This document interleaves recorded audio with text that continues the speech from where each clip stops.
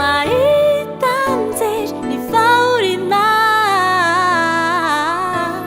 Tsika no andresenao zany ô, tsika fa vao ny ranomasy tadidio anye omanao anye ny lanitra.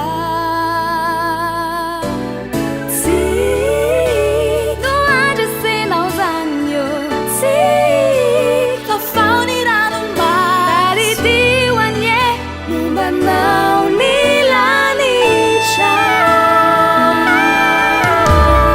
Misy alahelo sy tomany hitsao manerananta, efa tena maro be tokoa ireo ratsy fanahy tadidio anefa lalainao ao ambony ao, mangina tsy miteny mahita mijery ny fahoriana.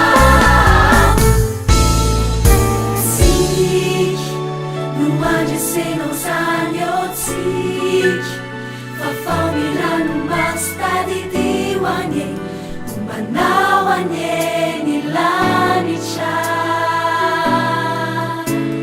Tsika no andresenao zany ô, tsika fa vao ny ranomasy tadidio anye omanao anye ny lanitra. Tsika no andresenao zany ô, tsika fa vao ny ranomasy tadidio anye omanao anye ny lanitra. Tsika no andresenao zany ô, tsika fa vao ny ranomasy tadidio anye omanao anye ny lanitra. Aza matahotra mitsiki fizy mombanao, ninon'ady hatrehanao. Efeo an-tanany ny fiainanao sy ny hoavinao, matoky mandresy anao mombanao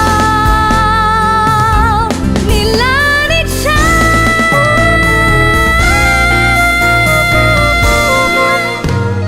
Tsika no andresenao zany ô, tsika fa vao ny ranomasy tadidio anye omanao anye ny lanitra.